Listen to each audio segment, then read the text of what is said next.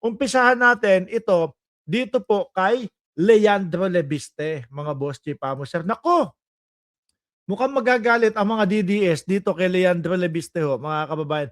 Kasi kumbaga, alisin muna natin yan 18 marites na yan o yung 18 Barbie na yan. Dito po kay Leandro Lebiste, mga kababayan, eh kumbaga kine-credit niya kay Erwin Tulfo talaga na legit yung Blue Ribbon Committee ni Erwin Tulfo. Kasi po 'di ba ang pakalat ng mga DDS at ang sinasabi ultimo ho ng nanay niya, mga kababayan, na si Loren Legarda ay sila po ang legit na ano po, na ano, paksyon. No? Yung si Peter Cayetano, Senate President pa din. Si Loren Legarda, Senate pro tempore pa din, no, mga kababayan. Ayun, di ba? At ang gusto nila, sinasabi nila, na ang Senate Blue Ribbon Committee ay nananatili pa din po kay Rodante Marcoleta. Pero etong sinasabi ni Leandro Lebiste, malamang sa alamang kaaayawan ng mga DDS, no? Kasi po ang sabi ni Leandro Lebiste, aka Boy Solar, no?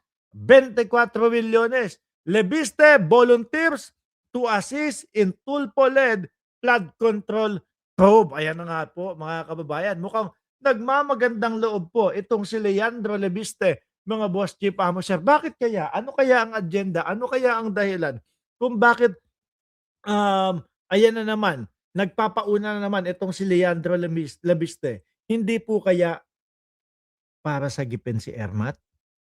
Ano po? Hindi kaya, vice versa na lang ho, mga kababayan.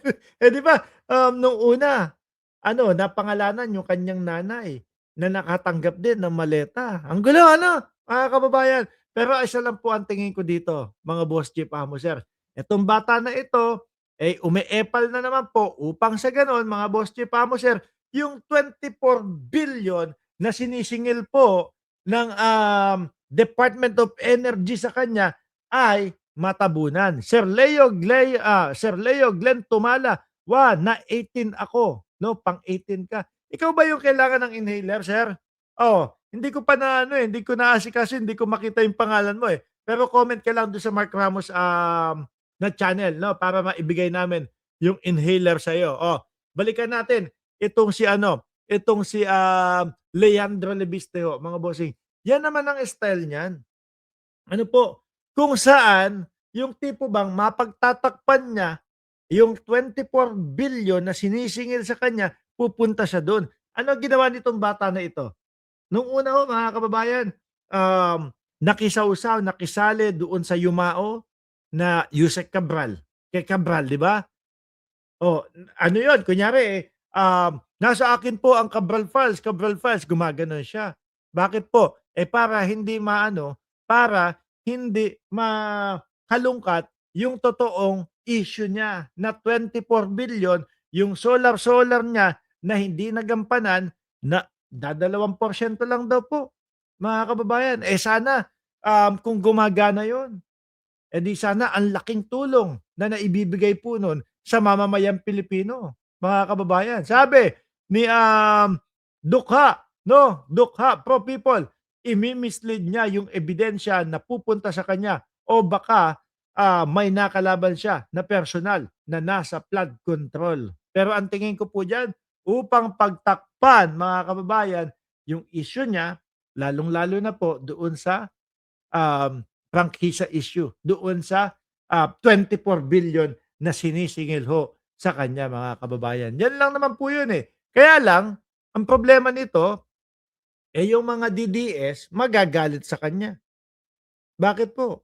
Kasi 'di ba nga paulit-ulit na pagdi-discredit kila Erwin Tulfo, oh, tapos sasabihin nitong si Solar Boy, magbo-volunteer siya. So ibig sabihin, mga kababayan, ina-acknowledge niya po yung ano, yung Senate Blue Ribbon Committee na si Erwin Tulfo ang talagang chairperson ng Senate Blue Ribbon Committee. 'Di ho ba, mga kababayan? Naku, baka yung dati na ang tingin ng mga DDS dito kay Solar Boy na hero, eh baka alisin na po at hindi na ano, hindi na siya tawagin na hero. Eh ganyan pa naman po ang mga DDS, mga kababayan.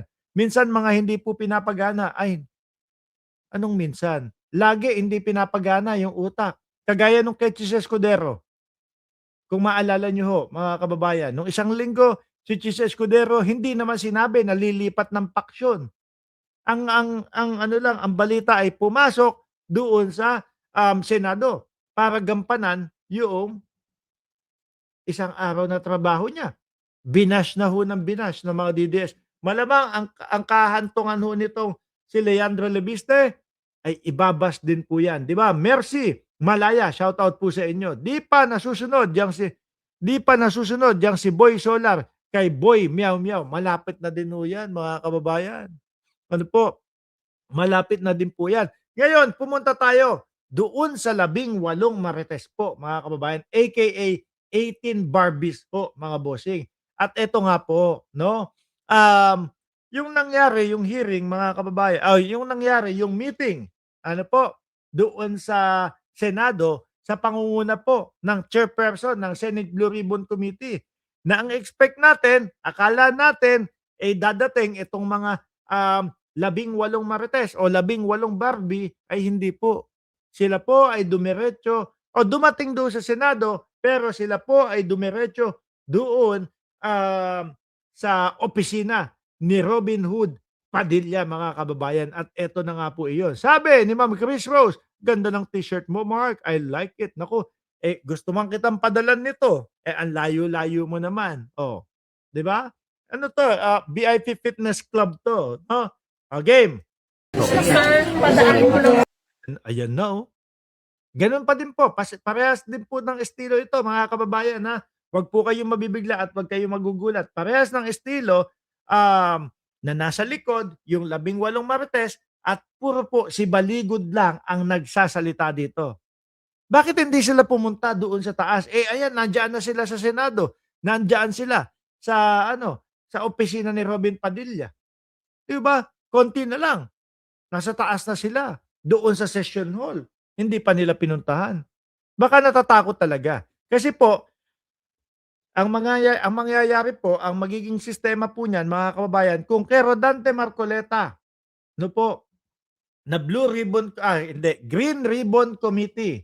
Kung doon po, mga kababayan, sa Green Ribbon Committee nitong si Marcoleta, si Baligod po, no, ang pinapasagot ng pinapasagot. Parang nagpapalitan lang nga po yung dalawang unggoy, ng, tanungan, si Baligod, si Marcoleta, si Baligod, si Marcoleta.